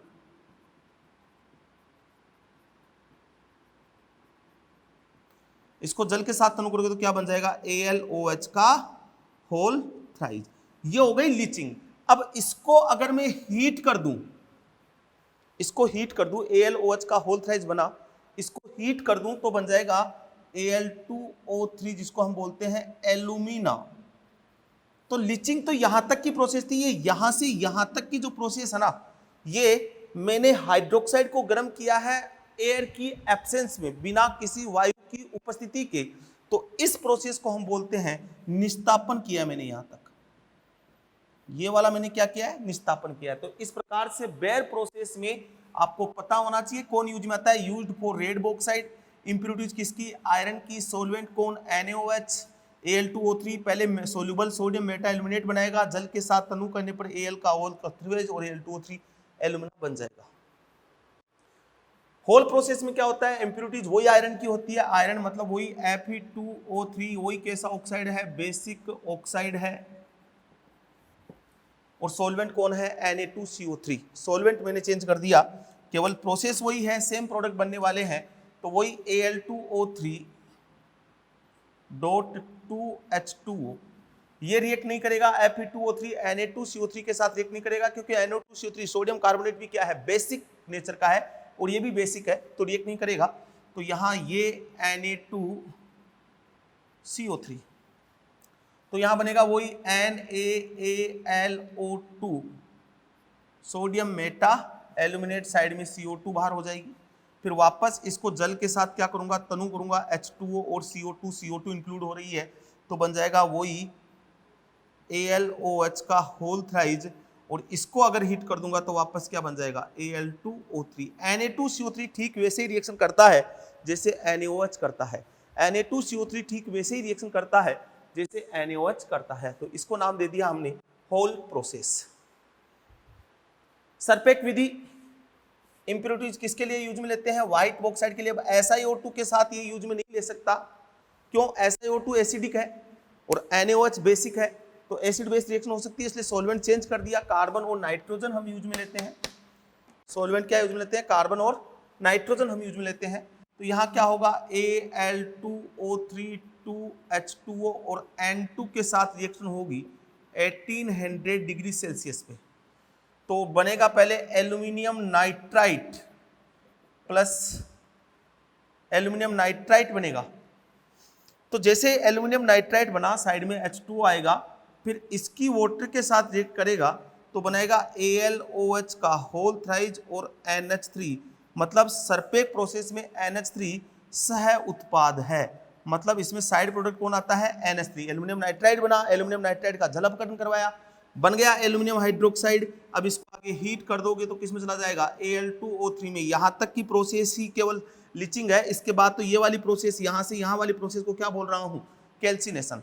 अब साइड में कार्बन जो है वो SiO2 की जो इंप्योरिटीज है उसके साथ रिएक्ट करेगा और बनाएगा CO2 और Si, दोनों वोलेटाइल हो जाएंगे। इस प्रकार से ये सरपेक विधि। तो एल्यूमिनियम के बॉक्साइड के लिए बेसिकली 3 मेथड हैं।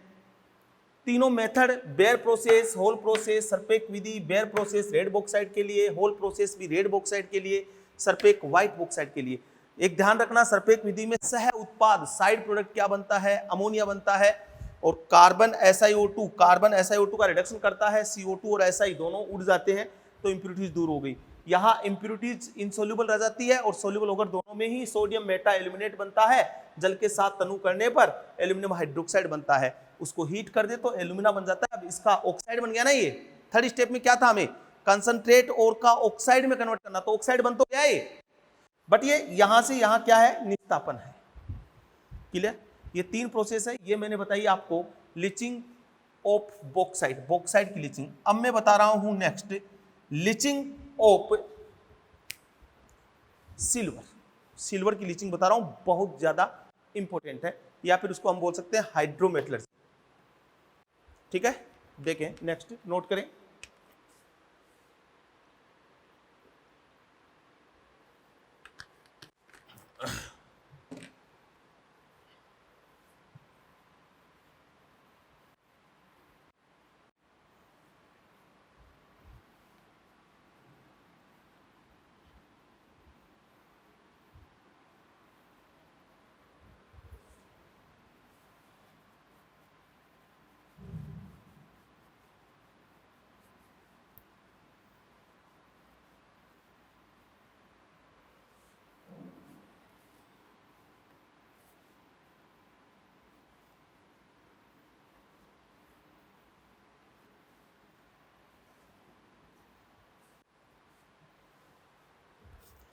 नेक्स्ट आता है लिचिंग फॉर सिल्वर।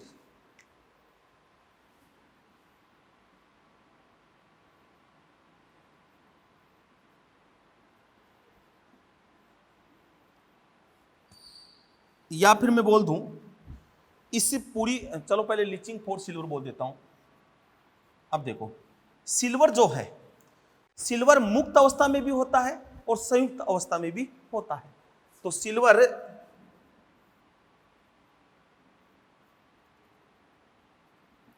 मुक्त अवस्था में Ag और Ag2S संयुक्त अवस्था में, ठीक है, इसको बोला हमने सिल्वर ग्लास। दो तरह से आपको सिल्वर है, एक उपयुक्त सॉल्वेंट लेंगे जिसमें केवल एसिड सोल्यूबल हो, इंप्यूरिटीज इनसोल्यूबल हो। तो यहां सॉल्वेंट जो है वो है NaCN। सॉल्वेंट कौन है? NaCN। तो देखिए आप इधर Ag2S Ag+1 में है, ठीक है। सॉल्वेंट लिया मैंने NaCN और NaCN, एक्वस 0.4 से 0.8%, मतलब very less dilute, little dilute, अत्यधिक कम मैंने इसको क्या किया है, तनु किया है। रिएक्शन होती है इन प्रेजेंस ऑफ एयर, वायु की उपस्थिति में, और जब NaCN सिल्वर के साथ रिएक्ट करता है तो Ag2S NaCN में सोल्यूबल हो जाता है और एक सोल्यूबल कॉम्प्लेक्स बनता है, और वो बनता है 2NaAgCN का होल ट्वाइस सोल्यूबल कॉम्प्लेक्स, और साइड में बनता है Na2S। अब ये जो Na2S है, तो Ag तो आ गया in form of soluble complex. अब जो Na2S है ये इस एयर के साथ रिएक्ट करता है और कन्वर्ट कर देता है इसको Na2SO4 में कन्वर्ट कर देता है। देखो मैंने रिवर्सिबल का साइन लगाया है, मतलब एयर की अनुपस्थिति में रिएक्शन रिवर्सिबल होती है, इसलिए रिएक्शन को अग्र दिशा में बढ़ाने के लिए, रिएक्शन को अग्र दिशा में बढ़ाने के लिए एयर जरूरी है, जो Na2S को Na2SO4 में बदल देती है। ये एयर की अनुपस्थिति में रिएक्शन रिवर्सिबल हो जाएगी, Na2S वापस रिएक्ट करके इसको रिएक्शन को इधर ले आएगा। इसलिए रिएक्शन को अगर दिशा में बढ़ाने के लिए एयर जरूरी है, विदाउट एयर रिएक्शन नहीं होगी। जो क्या करती है एयर, Na2S को Na2SO4 में सल्फाइड को सल्फेट में कन्वर्ट कर देती है। मतलब यहां क्या किया है, S-2 को S4-2 में कन्वर्ट कर रही है, इसलिए एयर की जरूरत है। तो यहां तक ये सिल्वर की मैंने लीचिंग की है, लीचिंग हो गई। ये यहां से यहां तक की जो प्रोसेस है ना, ये जो प्रोसेस है ये वाली, यहां से यहां तक की जो प्रोसेस है ये है निक्सालन। अब देखो, अब मैं इस कॉम्प्लेक्स की रिएक्शन, अब हमें Ag बनाना होता है ना, Ag, तो इस कॉम्प्लेक्स की रिएक्शन में करवाता हूं जिंक से। जिंक इलेक्ट्रोकेमिकल सीरीज में जिंक नीचे आता है, जिंक Ag से क्या आता है, ऊपर आता है। इलेक्ट्रोकेमिकल सीरीज मैंने आपको बताई थी, लेके बारात काना मांगे अलविदा मन करे जहां फेंक दो निगाहे सुंदरी प्यार वाली, निगाहे सुंदरी प्यार भरी, कौन आगे होगा पंडित सोनाराम शास्त्री। याद है, याद होनी चाहिए ना, बताई थी इलेक्ट्रोकेमिकल सीरीज। तो इलेक्ट्रोकेमिकल सीरीज में जिंक ऊपर आता है और Ag नीचे आता है। इलेक्ट्रोकेमिकल सीरीज ECS, तो zinc can be reduce silver, zinc silver को अपचयित कर सकता है। तो अब मैं जिंक कराऊंगा तो ये कॉम्प्लेक्स बन जाएगा Na2ZnCN4 प्लस Ag, ये मेटल प्रेसिपिटेट PPT, ये Ag मिल गया। ये कैसा Ag होता है, इम्प्योर। हमें सिल्वर की अगर मेटलर्जी करवानी है तो यही प्रोसेस ले लो यूज में, सिल्वर की मेटलर्जी हो गई। सिंपल सा मेथड है, पहले लीचिंग करवा दो, लीचिंग के बाद जिंक से रिएक्ट करवा दो। तो जिंक Ag को देखो, जिंक तो खुद ऑक्सीडाइज हो गया +2 में और Ag किस में आ गया 0 में। तो मैंने क्या लिखा, जिंक सिल्वर को क्या कर सकता है, अपचयित कर सकता है on the basis of electrochemical series principle, उसके प्रिंसिपल के अकॉर्डिंग। तो यहाँ पे Ag की PPT बन गई, प्रेसिपिटेट आ गया और साइड में ये कॉम्प्लेक्स बन गया। ये पूरी प्रोसेस, कंप्लीट प्रोसेस, यहां से यहां तक की पूरी प्रोसेस, ये पूरी प्रोसेस इसको बोलते हैं हाइड्रोमेटलर्जी, हाइड्रोमेटलर्जी या जलीय धातु कर्म। आप खुद देखो ना, हम क्या करवाते हैं, पहले ऑक्साइड, इसमें ऑक्साइड नहीं बना, इसमें डायरेक्ट हमने अपचन, लीचिंग से जो प्रोडक्ट बना उसी का हमने डायरेक्ट क्या करवा दिया, अपचन करवा दिया और ये बन गया इम्प्योर। ऐसे में बात करूं, Ag अगर नेटिव है, Ag नेटिव, नेटिव का मतलब समझते हो, मुक्त अवस्था में या नेटिव, नेटिव और है, ये सेम रिएक्शन होगी गोल्ड के साथ, गोल्ड के साथ भी सेम रिएक्शन होगी। देखो गोल्ड के साथ Au2S या बन जाएगा 2NaAuCN का होल ट्वाइस, और यहां यही बन जाएगा और यहां Ag की जगह क्या आ जाएगा, गोल्ड। तो गोल्ड और Ag दोनों की बता दिए मैंने, गोल्ड के साथ भी यही आएगा और Ag के साथ भी यही आएगी, दोनों की मैंने बता दिया। ये कॉम्प्लेक्स कैसे क्या बनता है, ये बहुत फेमस क्वेश्चन है भैया, पहले बोल रहा हूं। ये यूज हो गया कोऑर्डिनेशन कंपाउंड का, पहले सोल्यूबल कॉम्प्लेक्स, फिर डायरेक्ट जिंक से हमने मेटल को प्रेसिपिटेट कर दिया, इसको बोलते हैं हाइड्रोमेटलर्जी। और आगे वापस बात करेंगे, यहां से यहां तक की लीचिंग है, पूरी प्रोसेस को हम हाइड्रोमेटलर्जी बोलते हैं। और Ag गोल्ड, इन दोनों की हाइड्रोमेटलर्जी हम करवाते हैं। उसके बाद Ag दिया आगे वापस से, तो Ag नेटिव अगर आपको दिया हुआ है, जैसे यहां नेटिव दे दिया ये, तो भी आपको रिएक्शन करवानी है किससे, NaCN,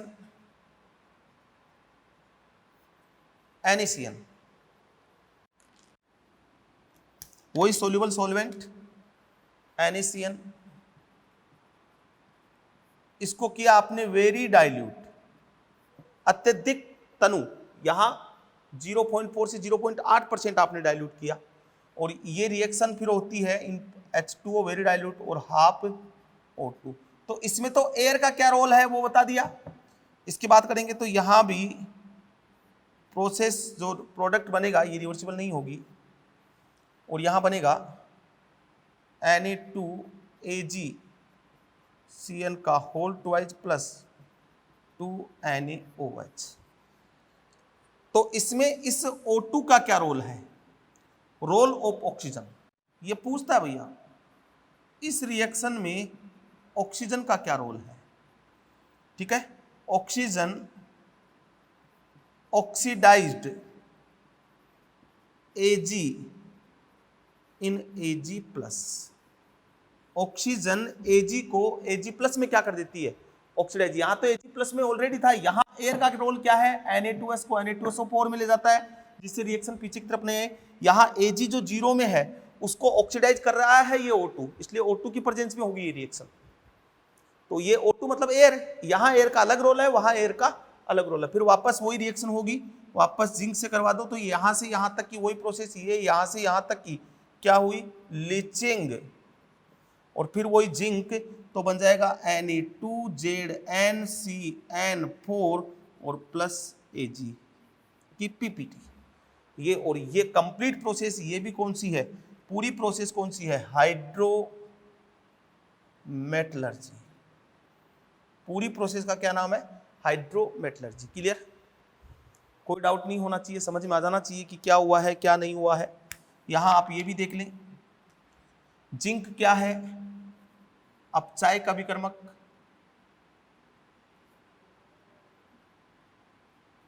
और Ag प्लस किसका काम कर रहा है? ऑक्सीडाइजिंग एजेंट का, ये ऑक्सीडाइज कर रहा है। तो ये मैंने बहुत ज्यादा इंपॉर्टेंट लीचिंग बताई, किसकी? सिल्वर की, और साथ में किसकी बता दी? गोल्ड की। दोनों की लीचिंग भी बता दी और मेटलर्जी भी बता दी। अब जो यहाँ जो ये आता है ना, ये इम्प्योर आता है। अब इसकी हम क्या कर लेंगे? रिफाइनिंग कर लेंगे, इसको प्योर कर लेंगे। इसमें कोई रिडक्शन वगैरह कुछ नहीं करवाना, क्योंकि रिडक्शन ऑलरेडी हो चुका है। तो ये था कंसंट्रेशन ऑफ, और 4 मेथड बताए जिसमें 3 फिजिकल है और 1 केमिकल है। स्क्रीनशॉट।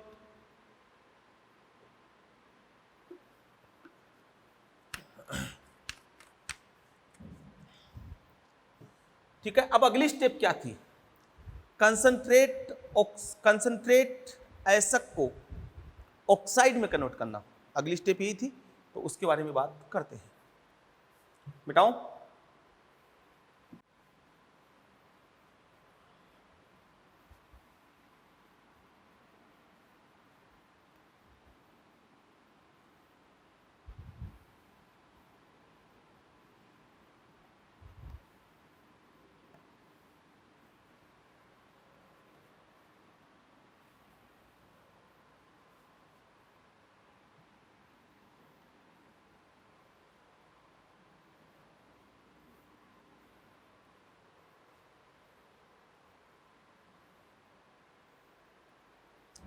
दो स्टेप हो चुकी, पहले क्रशिंग, दूसरी कंसंट्रेशन ऑफ ओर।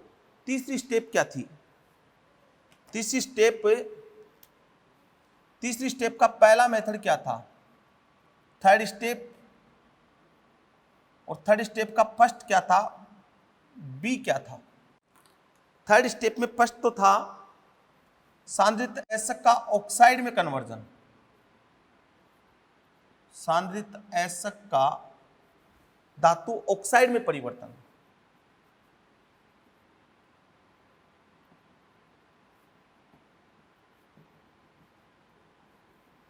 यही था। और इसी का बी था धातु ऑक्साइड का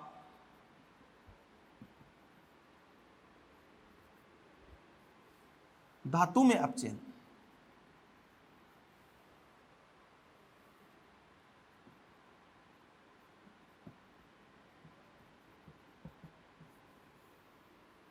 सांद्रित एसक का धातु ऑक्साइड में परिवर्तन और धातु ऑक्साइड का धातु में अपचयन, ये इसका सेकंड मेथड था। तो यहां पे हम ये पढ़ने वाले हैं सांद्रित ऑक्साइड का धातु ऑक्साइड में परिवर्तन। इसके लिए 2 मेथड बताए थे, एक निस्तापन और एक भर्जन, ये वाले मेथड बताए थे। तो पहले ए पढ़ेंगे, उसके बाद बी पढ़ेंगे। तो ए में 2 मेथड है हमारे पास, निस्तापन और भर्जन। क्लियर? तो सबसे पहले बात करते हैं निस्तापन की।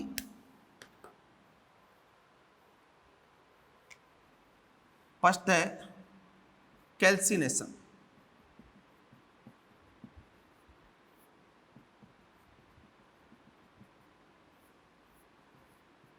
निस्तापन, कैल्सिनेशन या निस्तापन।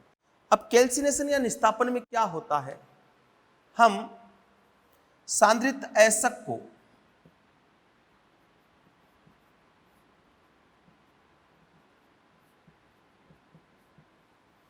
जो सांद्रित हमने किया है सेकंड स्टेप में, वायु की अनुपस्थिति में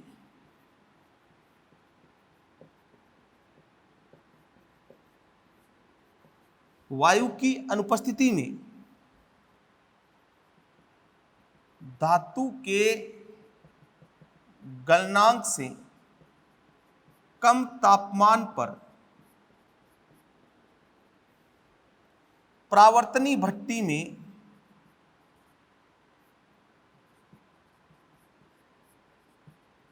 गर्म किया जाता है। कैल्सिनेशन में क्या होता है, जो सांद्रित अयस्क को वायु की अनुपस्थिति में धातु के गलनांक से कम तापमान पर, ऐसा ना हो कि वहां धातु ही गलित हो जाए, धातु के गलनांक से कम तापक्रम होना चाहिए, तापमान पर हम परावर्तनी भट्टी में क्या किया जाता है, गर्म किया जाता है। तो अयस्क में निम्न परिवर्तन होते हैं। तो अयस्क में कौन कौन से परिवर्तन होंगे, एक तो नमी दूर हो जाती है, पहला नमी दूर हो जाती है, उसमें जो मॉइस्चर है वो पूरा दूर हो जाएगा, जितनी भी नमी है, जितना भी वाटर है वो सब दूर हो जाएगा। दूसरा, वाष्पशील अशुद्धियां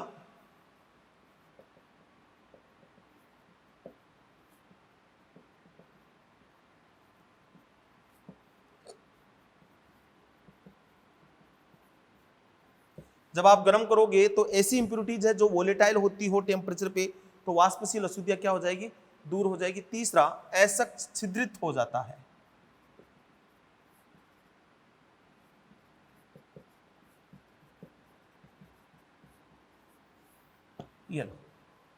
सांद्रित अयस्क को वायु की अनुपस्थिति में धातु के गलनांक से कम तापमान पर आप परावर्तनी भट्टी में गर्म करोगे तो अयस्क में निम्न परिवर्तन होंगे, नमी दूर हो जाती है, वाष्पशील अशुद्धियां दूर हो जाती है, अयस्क छिद्रित हो जाता है। अब देखो, कैल्सिनेशन पहले बात तो करते किसके लिए है, कार्बोनेट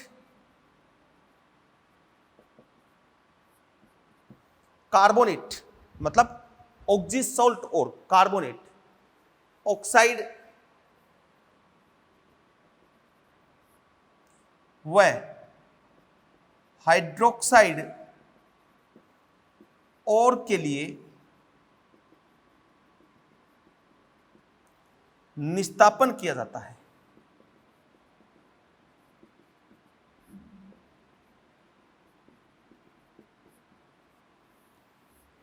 किसके लिए किया जाता है यह पता होना चाहिए। निस्तापन किसके लिए करेंगे, कार्बोनेट और है,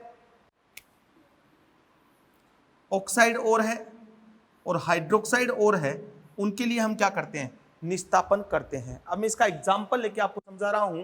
जैसे फर्स्ट एग्जांपल, ZnCO3 केलेमाइन था क्या, वायु की अनुपस्थिति में आप इसको गर्म करोगे तो कार्बोनेट विघटित हो जाएगा, ZnO और CO2 ऊपर उड़ जाएगी, तो ये बन गया मेटल ऑक्साइड। तो कार्बोनेट विघटित हो जाते हैं, तो कार्बोनेट में कोई वायु की जरूरत नहीं है, डायरेक्ट हीट कर दो टूट जाएंगे। जैसे मैंने एग्जांपल लिया ZnCO3 ZnO प्लस CO2। इसके अलावा जैसे PbCO3 हीट करोगे तो टूट जाएगा PbO प्लस CO2 में। ऐसे अगर मैं लूँ CuCO3 डॉट CuOH का होल ट्वाइज, तो ये टूटेगा CuO में और ये भी टूट जाए CuO में, CuCO3 और CuOH का होल ट्वाइज, ये CuO 2CuOH2O और CO2 में। क्योंकि ये टूटा तो इसने क्या दिया CuO प्लस CO2, ये टूटा तो इसने क्या दिया COO प्लस H2। मैंने दोनों को मिक्स करके लिख दिया यहां पे। तो कार्बोनेट जब हीट करोगे तो डिकम्पोज हो जाएगा, कोई सा भी ले लो सब ऐसे हो जाएंगे। FeCO3 लिया तो हीट करोगे तो टूट जाएगा FeO प्लस CO2 में, तो CO2 उड़ जाएगी, वाटर भी वेपराइज हो जाएगा, वाष्पशील हो जाएगा और आपके पास ऑक्साइड बन जाएगा। तो कार्बोनेट के लिए हम ये यूज में ले सकते हैं ऑक्साइड। तो जल योजित ऑक्साइड से जल दूर हो जाता है। ठीक है, मिटाऊं पहला एग्जांपल, नमी दूर हो जाती है, वाष्पशील अशुद्धियां दूर हो जाती है, ऐसा छिद्रित हो जाता है। मिटा रहा हूं भैया, कैल्सिनेशन पढ़ रहे हैं।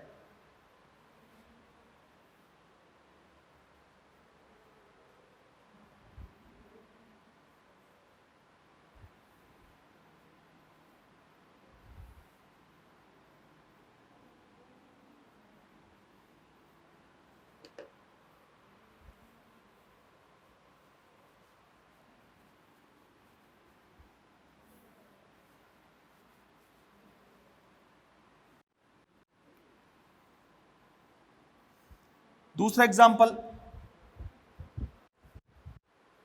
जलयोजित ऑक्साइड से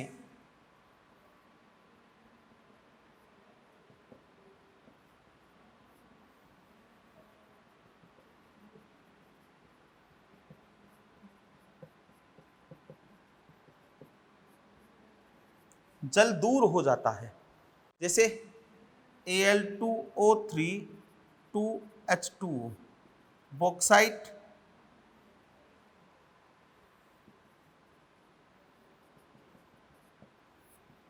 हीट करो Al2O3 2H2O और ये जल दूर हो गया।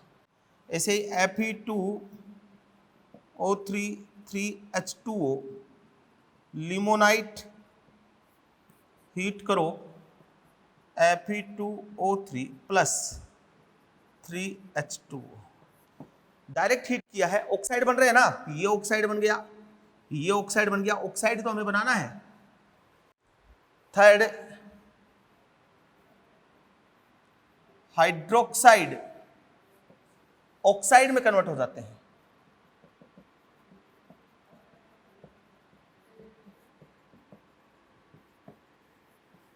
हाइड्रोक्साइड है वो भी ऑक्साइड में कन्वर्ट हो जाते हैं, कैसे?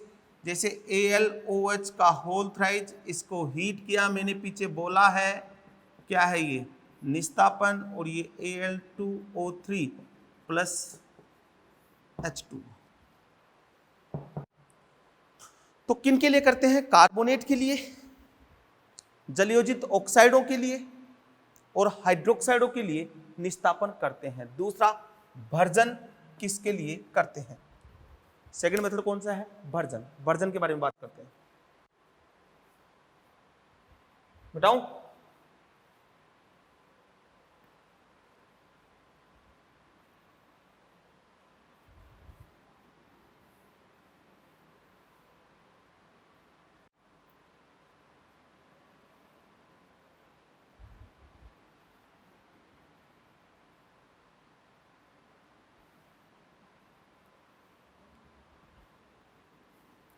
नेक्स्ट है रोस्टिंग या भर्जन।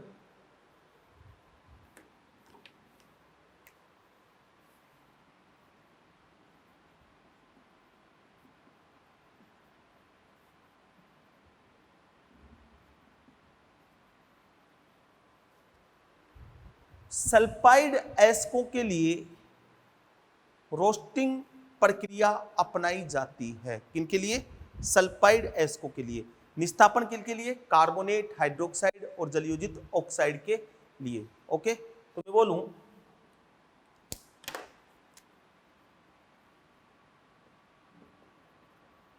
सल्फाइड एस्को के लिए रोस्टिंग प्रोसेस काम में ली जाती है। इसमें भी वो सेम प्रोसेस वही है, ठीक है। ये देखो कंसंट्रेट और है,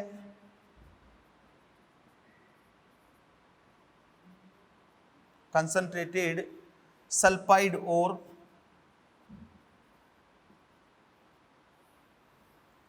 इसको हीट करना है और धातु के गलनांक से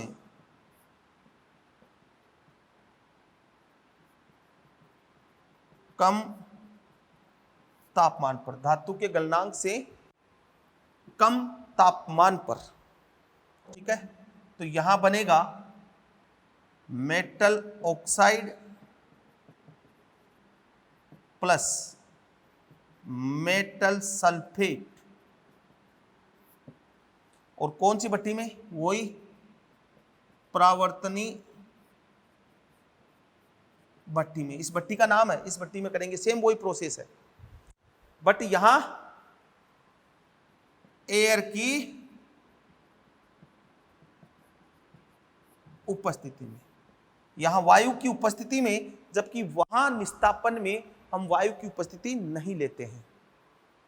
निम्न परिवर्तन होते हैं।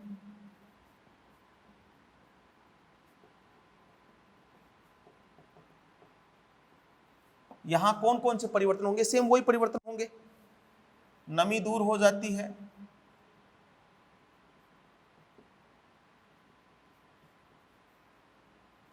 असच्छिद्रित हो जाता है,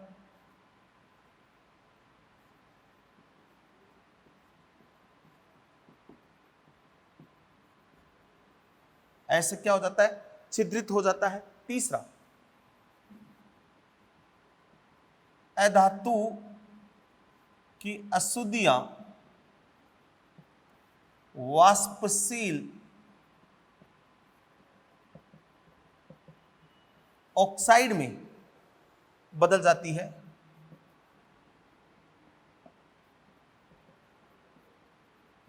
अधातु की अशुद्धियां है वो वाष्पशील ऑक्साइड में बदल जाती है।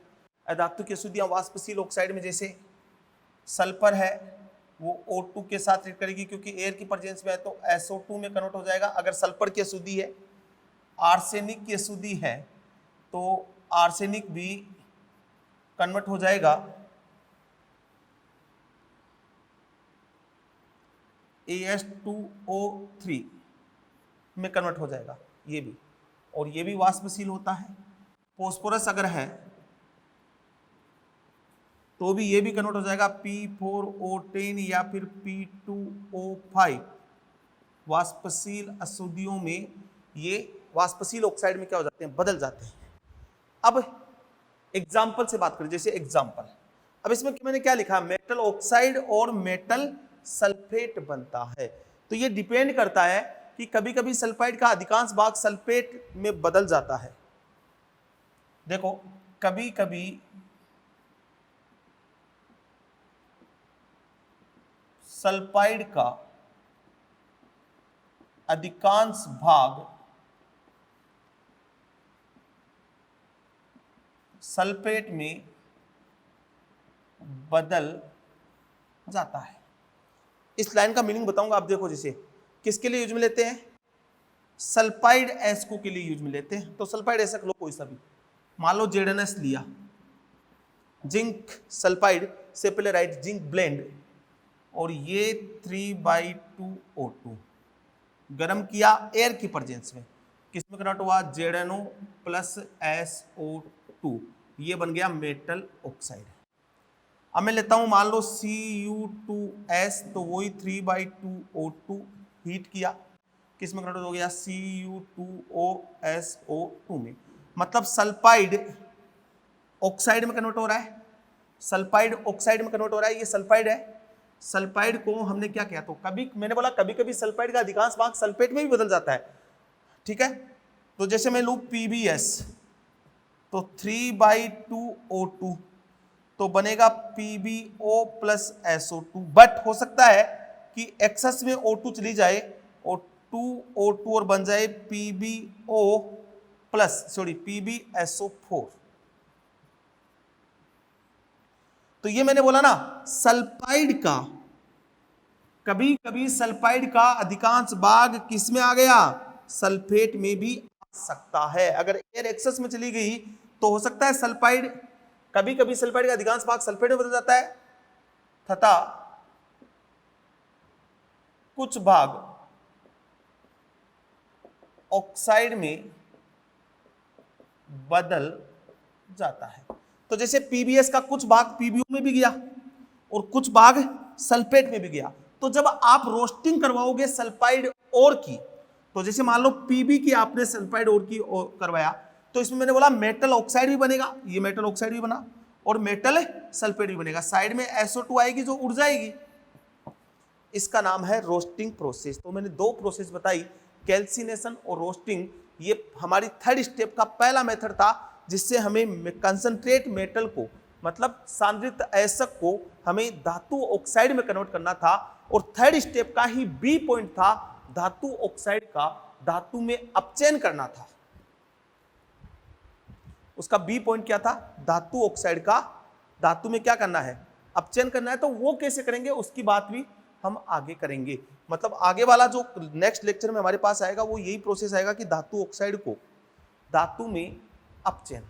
तो उसके लिए अलग अलग मेथड यूज में लेते हैं, उस मेथड से हम यूज में लेंगे, उसके बारे में बात करेंगे। समझ में आ गई बात? स्क्रीनशॉट।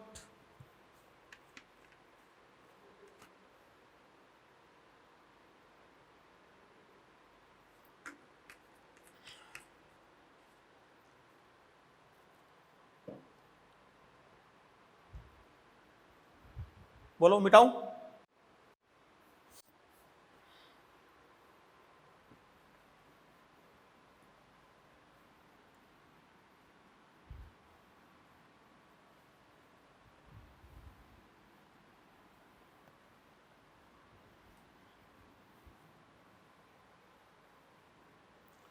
नेक्स्ट इसका बी पार्ट क्या था? Third step B part.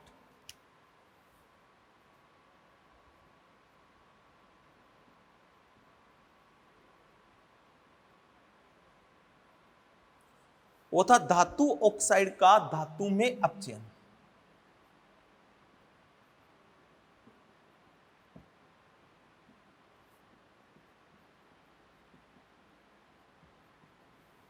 धातु ऑक्साइड का धातु में अपचयन, मतलब आपके पास जो ये मेटल ऑक्साइड बना है, MXOY बैलेंस कर लो जो अलग अलग बन सकता है, इसको आपको कन्वर्ट करना है इसमें। तो इसके लिए यहां पे सीधा सा कंसेप्ट है, ये क्या है? मेटल ऑक्साइड का मेटल में अपचयन। मतलब ये यहां से यहां जा रहा हूं ना, तो ये कौन सी प्रोसेस है? रिडक्शन। और इसके लिए मैंने बोला है कि आप ले सकते हो by smelting,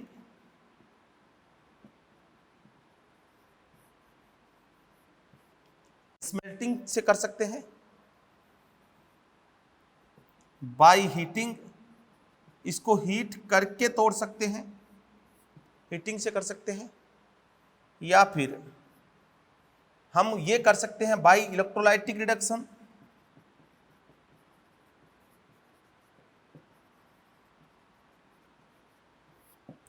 by electrolytic reduction से कर सकते हैं, या फिर बाई यूजिंग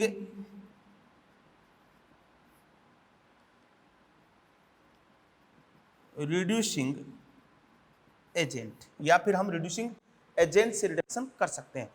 इस प्रोसेस में मैंने एक वो और बोला था हाइड्रोमेटलर्जी और बोला था, बट हाइड्रोमेटलर्जी किसके लिए होती है? वो एजी और एयू के लिए होती है, वो तो मैं बता चुका हूं। एक मेथड और था हाइड्रोमेटलर्जी, तो वो तो मैं ऑलरेडी आपको बता चुका हूं। हाइड्रोमेटलर्जी ये तो किसके लिए होता है? एजी और एयू के लिए हाइड्रोमेटलर्जी होता है। पहले NaCN से, तो फिर कॉम्प्लेक्स बनेगा, फिर इसका जिंक से क्या करवाना है? रिडक्शन करवाना है। तो नेक्स्ट लेक्चर में हम धातु ऑक्साइड का धातु में अपचयन पढ़ेंगे। मोस्ट इंपोर्टेंट पार्ट है ये, मोस्ट इंपोर्टेंट। और ये क्या होता है ये देखेंगे नेक्स्ट लेक्चर में। आज का लेक्चर हम यही खत्म करते हैं। एक बार इनको पढ़ के जरूर आना, सीट जो दी हुई है ना उसमें सब लिखा हुआ आपको, तो वहां से आप पढ़ सकते हैं इसको। ठीक है, ओके, टाटा, बाय बाय।